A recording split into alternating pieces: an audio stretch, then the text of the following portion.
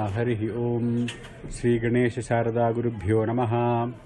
नारायणं नमस्कृत्य नरं चैव नरोत्तमं देवीं सरस्वतीं व्यासं ततो जयमुदीरयेत्।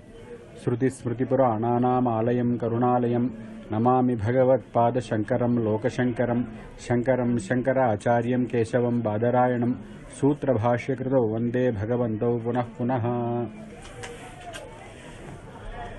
Now we have finished the Purva Pithika of Vishnu Sahasranam. Now we are going to start the actual 1031 names, Sahasranama. The very first name of Vishnu Sahasranama is Vishwam. This is how it starts. Vishwam Vishnur Vashatkaro. This is how it starts. So the very first word is Vishwam. Vishwam Vishnuhu. So the word Vishwam means universe, the world, the visible universe. This phenomenal world, this is viewed by people very differently. Not everyone wants to view this Vishwam as Vishnu. For most of the people, Vishwam is just inanimate, self-born matter.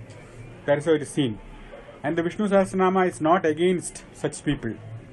The very last verse of Vishnu Sahasranama, before the end of Vishnu Sahasranama, the verse goes like this: Atmayoni Swayam Jato Vaikhana Samagayanaha Devaki Nandana Srishta. This is how it ends. So the word Atmayonihi means Atma Yoni Yasyasaha, one whose origin is himself. How is it one's origin by himself? The next word explains it. Swayam Jataha. He is not created by, it is not created by anything else. It is self-created. So that holds true for Vishnu as well, for the Vishwam as well. People who are materialists, we call them in the ancient times, we call them Sankhya. The Sankhya philosophers, they believed that Prakriti is self-manifesting. Prakriti is Aja. She is unborn. So is Purusha, the soul. They are Atmayoni and Swayam Jataha. So this is for the people who don't believe in Vishnu. In the next verse, it says, Devaki Nandana Srishta. Devaki Nandanaha. Krishna. He is the Srishta. He is the creator of this world. These are the two different viewpoints which are presented in the Vishnu Sahasranama itself. With that, we will go to the word Vishwam. Now, what Shankara writes in Vishwam is Karyabhuta Vishwashabdena Karana Grahanam. By saying the word Vishwam, to begin with, Bhishma is recognizing the Karanam. By saying the effect, he is actually recognizing the cause. So he is calling the cause effect. Why does he do that? Because Shankara quotes in the Bhagavatam, Vishnu says in Srimad Bhagavatam, Aham Brahma cha Sarvascha Jagataha Karanam Param. Myself, meaning Vishnu, Brahma, the Chaturmukha Brahma, Sarvaha, Sarvaha is Shankara, that is Shiva. Three of us, we are the cause of this universe. Atma Ishvara Upadrashta. Atma means Vishnu. He is the soul. Ishvara means the creator, who is Brahma. Upadrashta, the destroyer. These three functions we play. These three roles we play. Swayam Drik. At the same time, we don't get involved. We are Drik. We are just witnessing. Avisheshanaha, without any qualities for ourselves, without any qualifications. So how can a person without any qualities, any qualifications, create and destroy? How is it possible? Shankara here takes the example of the sun. When the sun rises, you dry clothes. The sun does not come and dry your clothes, but the clothes get dried in his presence. The plants grow. The crops are fulfilled. Everything is happening just because of the presence of Shankara, our sun. Similarly, by the presence of this Paramatma in these three forms of Srishta, Sthiti and Samhara, all that action happens in Prakriti. That's what he says. Then he further explains, Atma Mayam Samavishya Soham Gunamayim Duja Srijan Rakshan Haran Vishwam. This Vishwam, this universe, I enter with the help of three gunas. The three gunas are Sattva, Rajas and Tamas. With Sattva Guna, Aham Srijan. With Sattva, I create. Because for creation, you need knowledge. Without knowledge, there is no creativity. You have to know what you are. For that, you need Sattva, Sattva Guna. Rakshan means protecting. What has been created has to be protected. For that, you need passion. Ho gaya kaam. You cannot leave it like that. You have to be passionate about it. So Rakshan. The third guna is Tamas. So when the time of dissolution, resolving comes, when you go to sleep, everything is absorbed by Rudra. So these three roles are played by me with the help of Maya, who is Triguna Bhuta. Maya is nothing but the combination of these three qualities. Now, when this matter is all like this, some people, they try to differentiate between these roles. They create division in this undivided, wholesome truth. About them he says, Vishnu, he says, Tasmin Brahmani Advitiye, in that non-dual Brahman, Kevale Paramatmani, which is Kevala, without any, which is devoid of any qualities, which is Paramatma, Brahma Rudroucha Bhutani Bhedena Ajnaha Anupashyati. It is an Ajna, a person who is without the knowledge of the Supreme. He is the one who will see difference between Brahma and Rudra. Once he knows that it is the one Paramatma with three functions, he will not differentiate between Shiva and Vishnu. Hence, it is not encouraged that you should not look at all these different divinities as different personas. They are all just forces or principles of one big Brahman. He is illustrating it with an example. Yatha puman swangeshu sirah panyadishu kvichit. In the body there are several angas. There is shiras, which is the head. There is pani, which is the hand. But the puman, the person, he does not differentiate between that.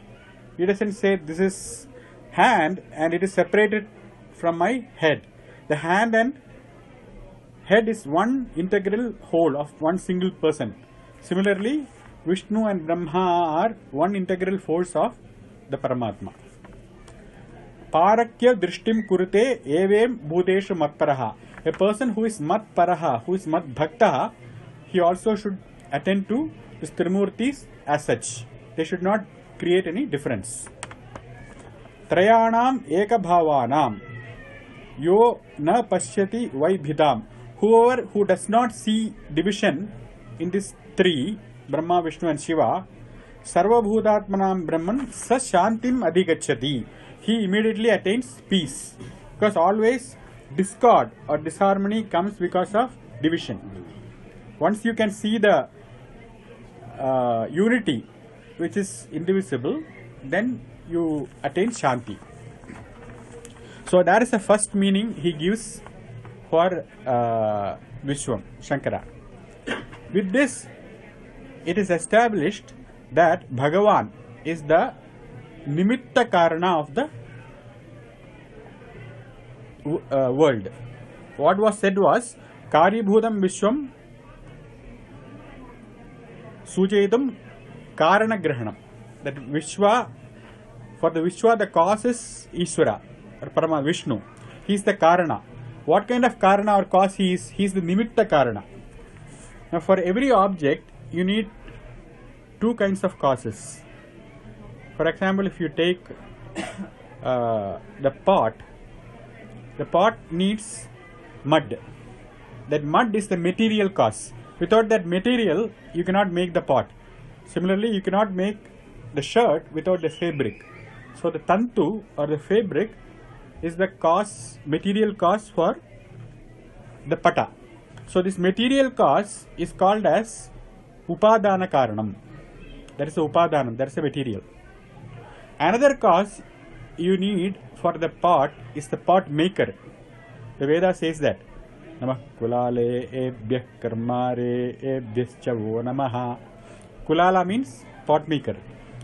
He calls Shiva as the pot maker.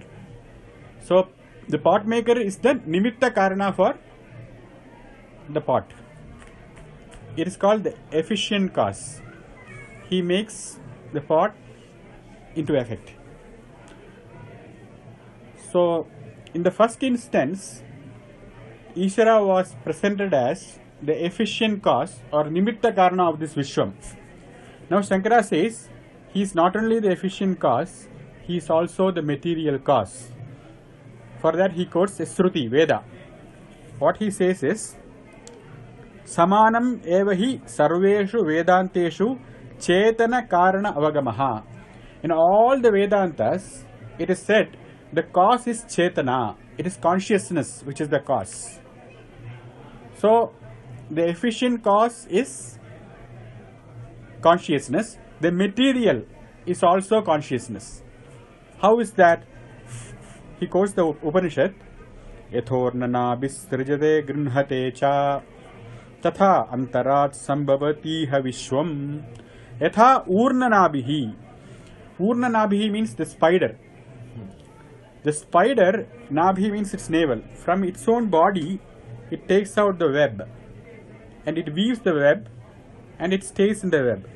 Similarly, the Paramatma gets the material out of his own and then he creates this web of the universe and stays there. So that is the example.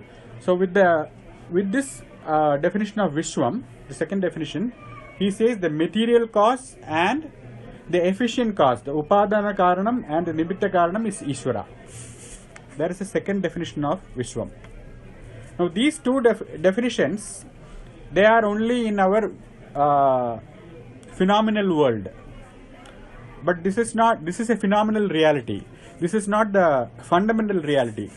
For that, Shankara takes a third definition. He says, Paramarthataha, in actuality, in reality, in Paramartha, Parasmat Purushat na abhinnam idam jagate. This Jagat, this manifested universe is actually not different from the Paramapurusha. How can this happen? Because he says, the Veda says, Purusha evedagum sarvam tat srishtva tadevanu pravishat. He created this universe and entered them himself. He himself became many forms. Since the Veda says that, he is quoting Veda as the pramana for saying that the Vishwam itself has, the Brahman itself has manifested as the Vishwam. So these are the three levels of reality: the empirical, phenomenal and the fundamental reality of the universe. That three realities he is bringing out with the word Vishwam. It is also there in the Srimad Bhagavatam, the second chapter, the very first skanda. Vidandi tat tattvavidaha tattvam yat jnanam advayam. This jnanam, the ultimate knowledge, is advayam, is singular. It is non-dual. And who know it? Tattvavidaha, those who have awakened them to the truth. Those who know the truth, they know it. How do they know it?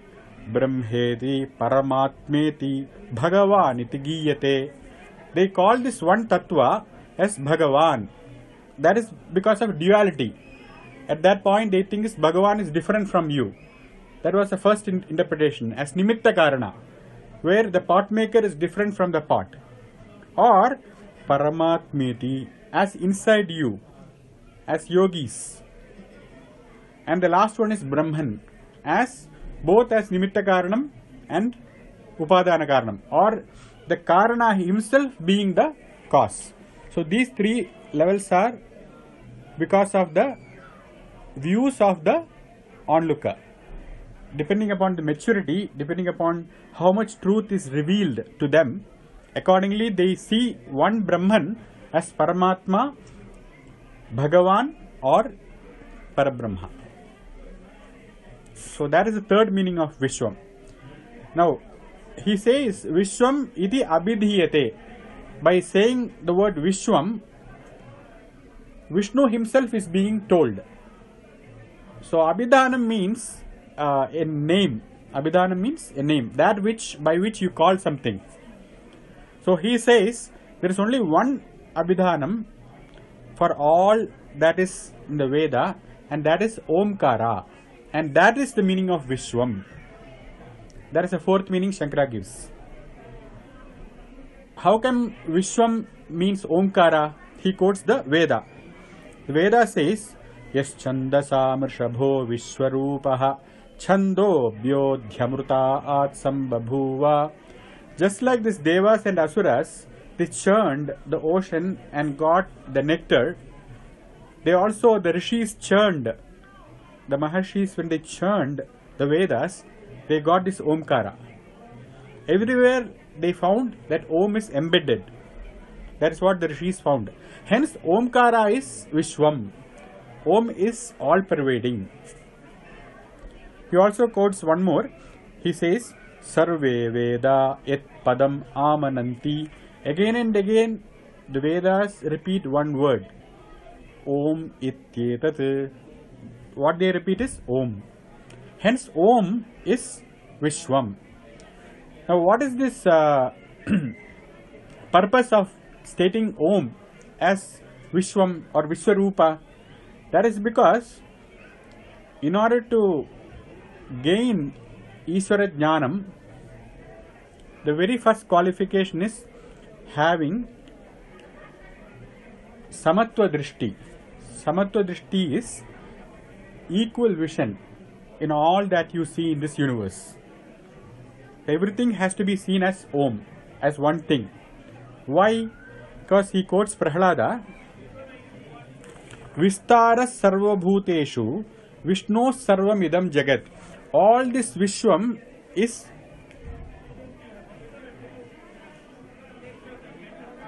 permeated by Vishnu.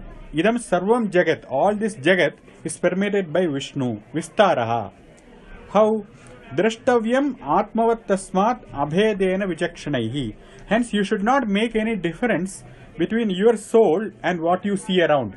Why? Because it is all Vishnu who has entered all these objects around you.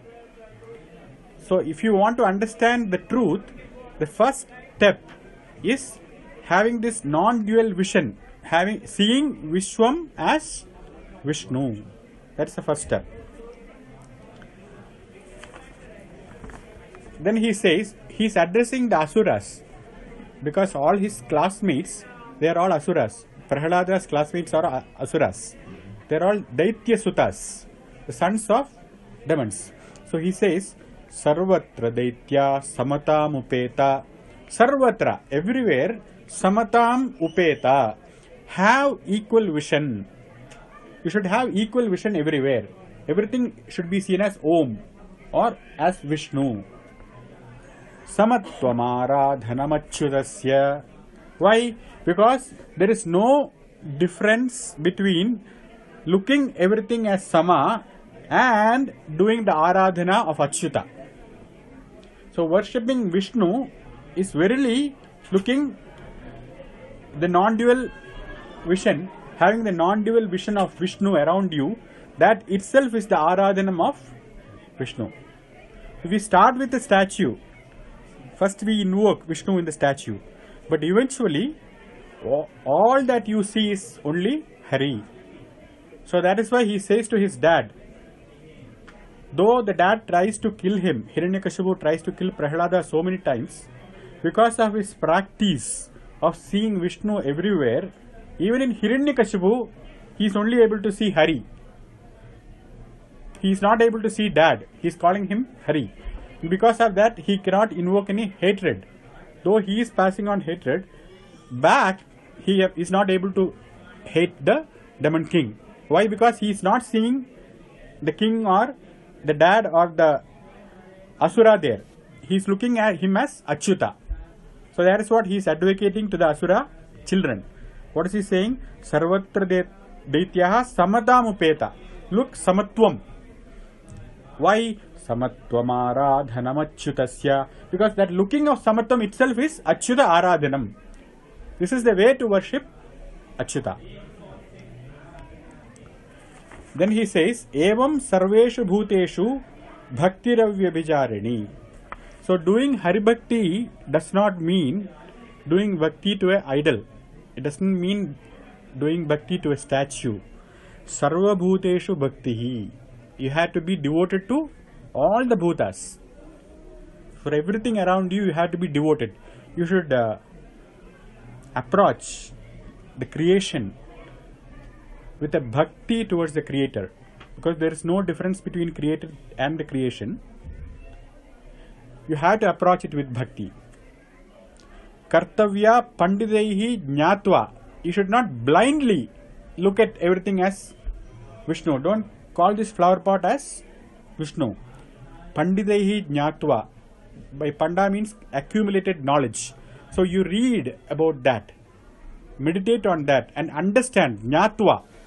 You have to know the connection between Hari and this flower pot, and then know it. Jnatva bhaktin kurvita sarva bhuta mayam harim. Because Hari is nothing but sarva bhuta maya. Hari does not have a separate body other than the sarva bhutas. All these bhutas are indeed Hari. That is why he is saying Vishwam. This Vishwam is verily Hari. So what is the result of all this? What do you get by doing bhakti towards all beings? He says, Evam jnatena Bhagavan. Once you know Bhagavan in this way, as present in everything around you, Anadihi Parameswaraha Prasidati. He becomes extremely happy. He is not happy because you offer him payasam or laddu. He is extremely happy when you have this vision of Hari everywhere. When you have this vision, he prasidati. And then what happens when he prasidati? When his prasada happens, yasmin prasanne klesha samkshayaha. All the kleshas go away. What is a klesha? Klesha is a feeling of difficulty. Klesha means when you take a cloth and drench it in water and squeeze it, if you have the same feeling in your mind, that is what klesha is. This is said by Ramakrishna Paramahamsa. He says that. How should you feel for the mother? How should you have the separation? When you take a cloth and you squeeze it after taking bath, what the cloth feels, that your heart should feel, that ache. That is called a klesha. That klesha will be gone when Hari is pleased. Why? Because Hari is Sarva Bhutatma. If you are trying to pacify your mind and get over klesha, it's not going to happen. Because your Atma is Hari, and if he is not pleased, your klesha is not going to go away. So this is the result of the Sarva Bhutatma Bhava, which is Hari Bhakti in truth. So that is the meaning of Vishwam as Pranava. So those are the four meanings: as Paramatma, as Bhagavan, as Brahman, and as Omkara. So when you chant this Vishnu Sahasranama, the beginning you say something. Any mantra you chant, if you are chanting Devi mantra, you say Lalita Tribhara Sundari Dhyanam. I meditate on Lalita. For Vishnu Sahasranama, what is the Dhyanam? What do you say in Vishnu Sahasranama? If you go through this book, you will find out. It says Vishwarupa iti Dhyanam. What do they say? Vishwarupa iti Dhyanam. So it is written in the Vishnu Sahasranama itself that this is the meditation of Vishnu, Vishwa. So in the case of Lalita, you meditate on that Devi. But in the case of Vishnu Sahasranama, the whole Vishwam itself is the object of your meditation. So that is why this Vishwa is presented as the very first Nama. in Vishnu Sahasranama. So though it is only one name, it's worth talking in one class. And that is why Shankara also has written about 12 pages for this one Vishwam. Because that is the essence of Vishnu Sahasranama. You are going to do all this meditation, the rest is only detail. The very first statement is that this Vishwam, the whole Vishwam, universe is Vishnu, and that Vishwam is your object of meditation. So even any extrovert, anybody whose mind is going towards the universe, by practice, he also can end up looking at Vishnu everywhere. Yeah. So that is the meaning of the word Vishwam. Swasti prajabhyah paripalayantam nyayena margena mahim mahishaha go brahmanebhyah shubhamastu nityam loka samasta sugino bhavantu kale varshatu parjanyah prithvi sasyashalini deshoyam kshobhirahidot brahmana santu nirbhayaha sarve bhavantu sukhinah sarve santu niramayaha sarve bhadrani pashyantu ma kaschid dukkha bhag bhavet. Om Shanti Shanti Shanti.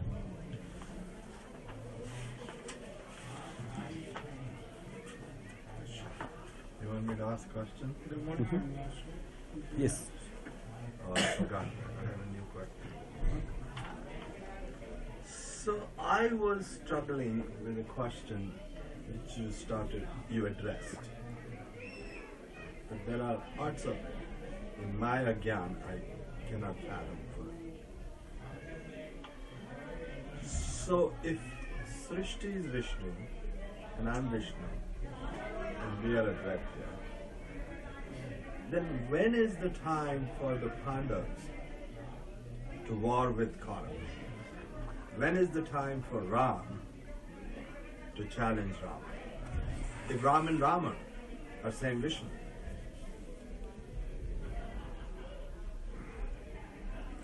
That is a very good question. You are asking that if everything is Vishnu, what is the point in having this negative and positive forces? What is the point of conflict? What is the point of war? What is the point of violence? My dilemma is, when do I start war? Yeah. Yes, this is, I was rephrasing. Yeah. So, this is what it is. Vishnu does not have any karma. By karma I mean the accumulated results, the cause and effect of our deeds. Right. But for the jiva, the karma is anadi. For the jiva, for the individual soul, or the person who is thinking that he is the wave, he is not the ocean. For him, this is anadi. So for his sake, Vishnu is creating all this. In other words, to begin with, you can think that he is a very cruel person who is rejoicing with this various difficulties or differences in creation. But when you meditate and understand, it is not because he is cruel, but he is extremely compassionate so that the karma of the jivas can resolve. Right. So in order to, and the cruelty of Duryodhana will not dissolve by itself. Right. It has to be understood. Right. Even Duryodhana has to understand that he is Vishnu. Right. That in essence he is compassion. He is positive. So in order to understand that, for that jnanam, that karma has to clean him. Right. For that, this Mahabharata is being played out by Krishna. Right. So it's only for the purification of the bonded souls that the creation itself, that is the necessity of creation. The creation is here for the jivas to rejoice or find difficulties, whatever their karma phalas are. Right. That karma phalas has to be given to them. That is the purpose of creation. So I buy it. I accept it. Now when do I start the war? The war did not start day before yesterday, or it is anadi. No, so that war took place. Okay. When does my Mahabharata start? Every day? The moment your delusion, Huh?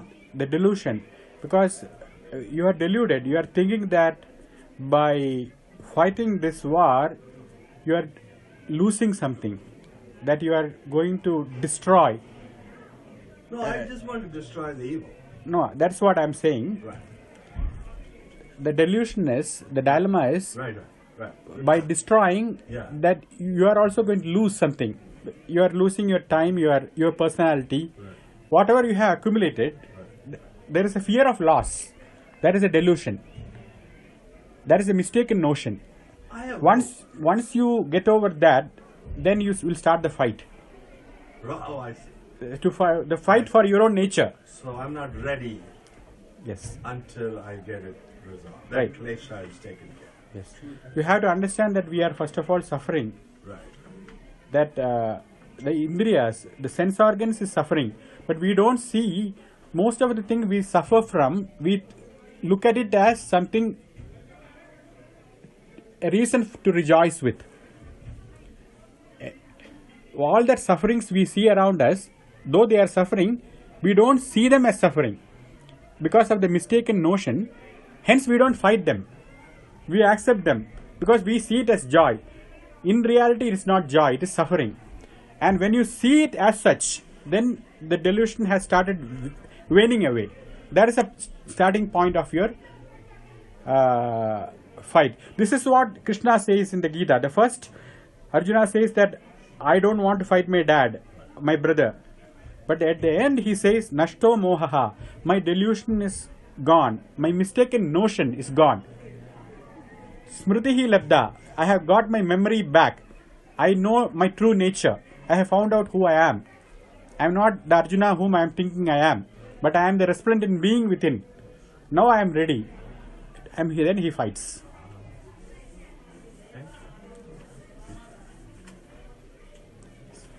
So this is nothing to do with what we are doing now.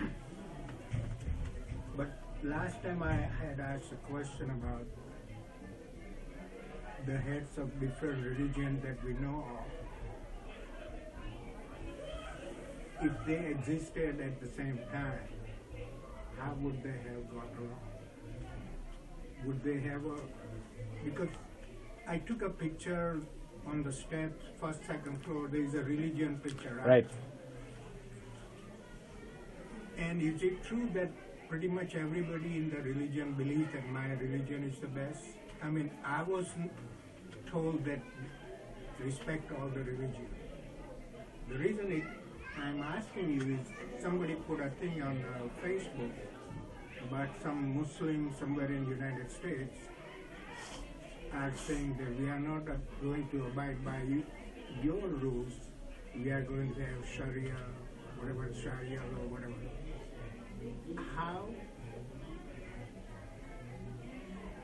How hard it is for Hindu, Muslim to make some kind of common thing out of something? See, the Upanishads, they are not religion. Religion means matam. So there are 6 religions prevalent in India. It's called Vaishnavam, Shaivam or Pashupatam, Shaktam, Ganapatyam, Sauram, and Skandam or Kartikeya. So these 6 are devoted to one deity. The Vaishnavism is devoted to Vishnu, Shaivism is devoted to Shiva, Sauram is devoted to the sun worship, Ganapatya to Ganapati, and so on. So the problem with the religions are, you are exclusively seeing your ideal as that one thing. But the Upanishads, they condemn this. They say that for purification, all this worship, all these karmas are okay. But to know yourself, only the non-dual vision is going to help.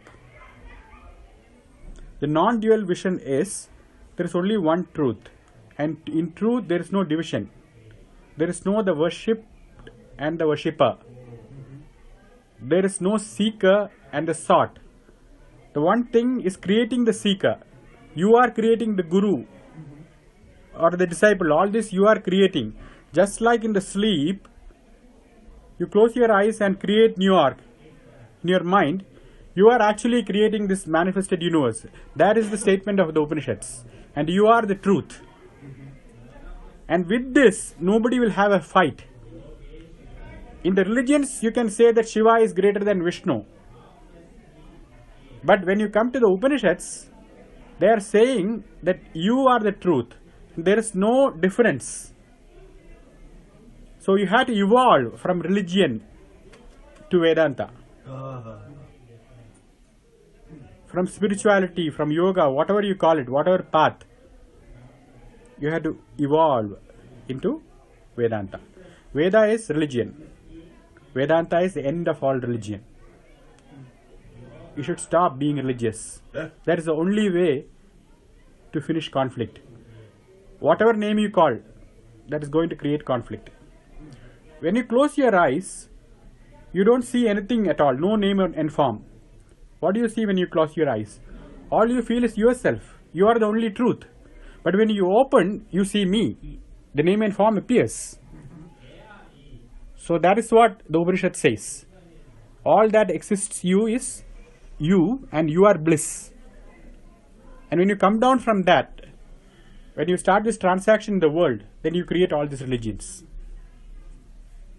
So that is the only way to solve this problem. To understand that these are all false. These are all false. Do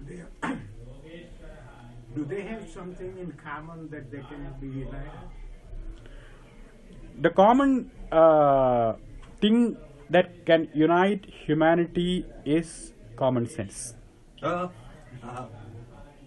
And dharma is common sense. I want to speak the truth.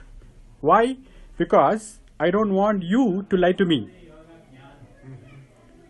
I don't want to be lied upon. So I want to speak the truth. That is common sense. I don't want to be violent. Why? Because I don't want you to be violent towards me. That is common sense. So we talked about 10 dharmas, samanya dharmas. In the verse, Eshame sarva dharmani dharmo dikatamo mataha. This is the highest dharma. Then we say there are 10 common sense dharmas. That is true to all religion. Any religious book you say, they will talk about truthfulness. And you don't need a religion for that actually. Even the animals are abiding by that. A lion, when it's not hungry, it will not go and kill. They are abiding by the dharma, by the common sense. It is natural. So that is what is the common thread, which is uniting all the religions, which is common sense, which is dharma. Dharma is common sense. You don't need a religious book for that.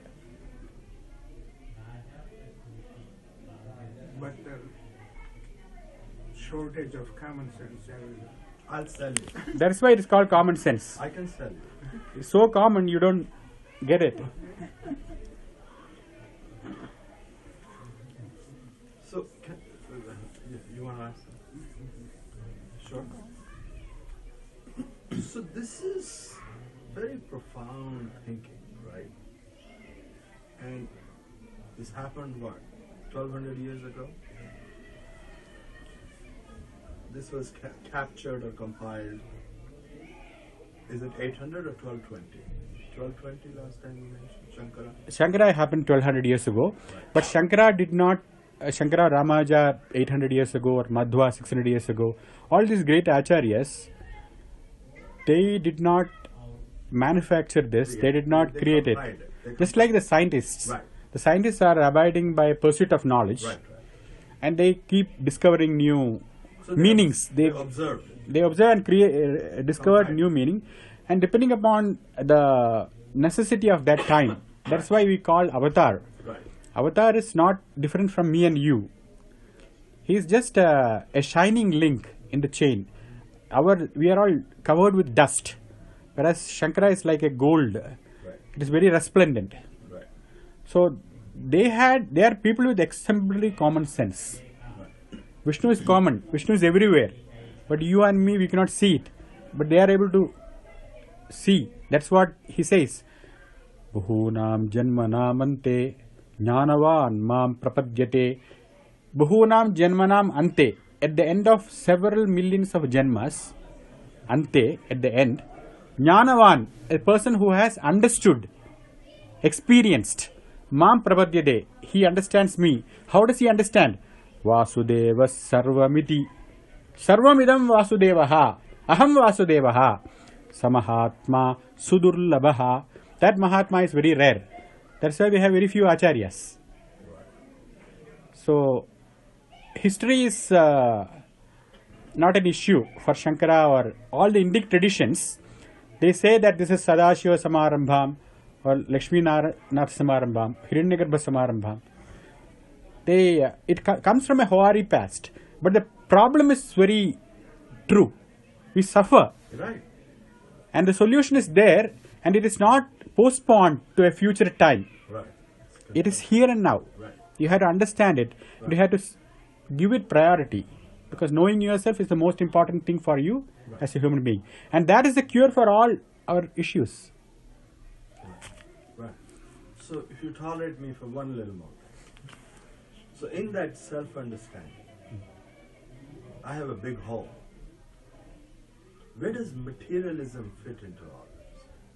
I mean, I need money to pay bills. Right. Right? Right. I need to send a birthday gift. So you need money to pay bills for taking care of Vishnu's property. Yes, absolutely. Yeah, not my own. Right. Right.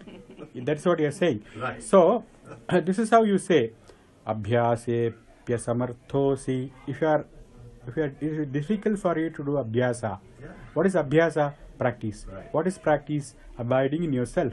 Ah, You are the source of all wealth. All the wealth is created by you. So naturally you are wealthier than the wealth. right. You are more than the wealth. Why? But I need green bills. But then you are asamartha. You are somehow you are thinking that you are not capable of this at this point. Mat karma paramo bhava. You have to pay bills, my bills. Go and work for me. Go and find a job in university. Right.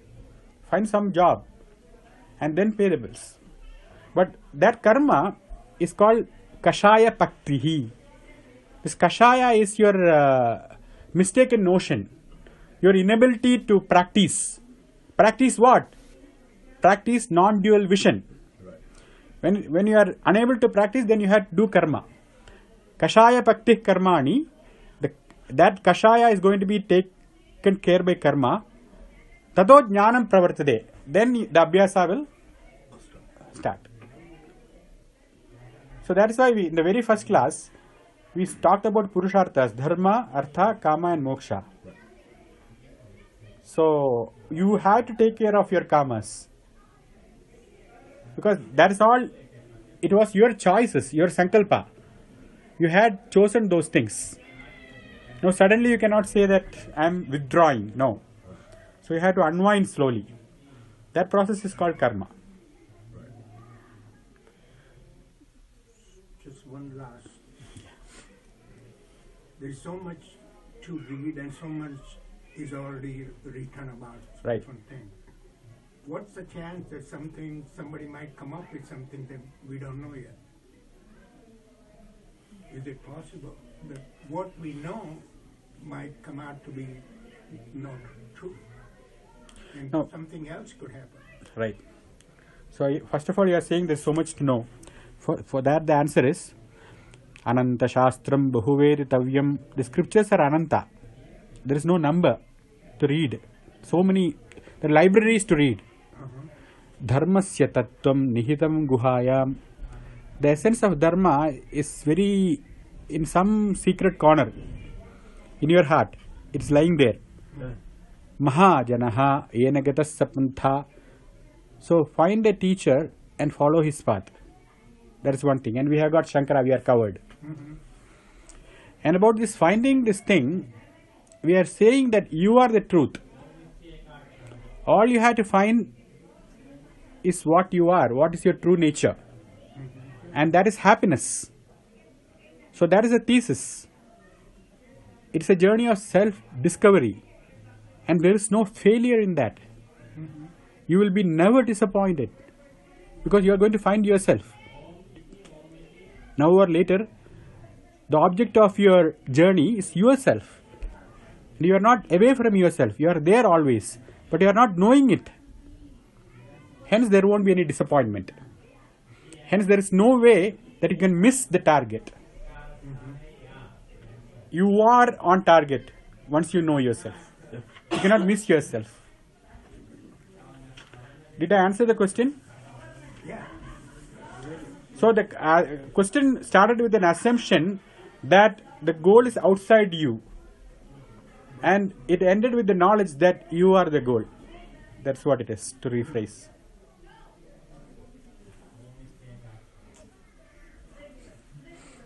Anybody ask? Yeah. So as you discover yourself, you see your strengths, you see your frailties.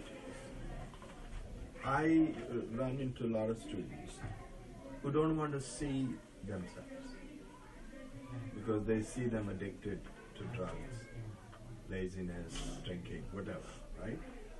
So I think I hear you that you can't be disappointed because you're going to find out how to be happy, or you're going to find out truth. But that's the ideal, right? But in reality, I'm going to find out that I have flaws. Would that initially cause me pain? I don't know. So the question is how to motivate students. Is that No, right? to anybody to genuinely No. look for that truth. Yeah. So the best thing is to become to imitate your guru. The guru is Dakshinamurti. Dakshinamurti is the one who is kind. So kindness is the fundamental thing of the teacher. So you have to reach out. So the first quality of a teacher is kindness or akrura. Krura means cruel. Cruelty is created by greed. Cruelty is always created by greed, and then anger, and then lust. In that order: lust, anger, greed. So that is, these three things the teachers should eschew. They should remove these things. So by removing that, you will get compassion. You will be able to reach out to your student. Unless you reach out to your student, they are not going to trust you. You have to get their trust, and getting their trust can happen only by your kindness, not by faking it, but by making it. You have to really be kind to the students. And once they recognize the kindness, because they are also hollow inside, all their drugs, it's not giving them fulfillment. But they are looking for a kind soul. And for you, it is an opportunity, because you are saying you have to pay your bill. You have to do karma. So it's an opportunity to cleanse. That is the way this creation is. Right. There is suffering because the doctors can go and treat. And that also takes care of the suffering of the doctor. Right. You look forward to the results. I know the results. What are you talking? No, So you had to get up and tell us but what happened. It's interesting that what you just mentioned about the kindness of teachers, the kindness of physicians, nobody says, nobody tells you. No, this is traditionally recognized that Akrura. Right. Akrura means is a very great devotee of Krishna. Right. And that is one of the qualities they chant in Shankara's, that Ashtotaram or 108 names. You extol the Guru. Right. So what is Akrura is just the student is not expected to have the level of knowledge of the teacher, because that is why he is student. And the teacher has to recognize the fact and give that space to the student and recognize and honor him for being that ignorant person. And that for that you need compassion. You need to have space and time for that person. And that will attract trust. Yeah. That is why these missionaries are filling these hospitals. That is when the soul is so vulnerable. See, mostly something they didn't get at home. You are the provider. big responsibility. Yeah, but it's not that. Normally, when I get questions, that is what I think. What would my teacher do? Right. When I close my eyes and think about him, he is full of compassion. That 80-year-old face, and that's what makes me speak. Your personal teacher. Yeah. Right. So he's speaking through me. Right, but you know, you've been to other universities, so you know of other universities, right? Yes. So you know what reality is, right? It doesn't make them unreal. Right. No, I hear you. Thank you. I'm sorry I asked too many questions. No. Everything is Vishnu. All that is Vishnu. Nothing is eschewed. We have to deal with it. If it is your karma, you have to deal with it. You should not run away. But you have to do the right thing. Right. And for the right thing, you have to know. You cannot just assume that God is everything. That is why it says Jnatva. You have to know how Vishnu is everything.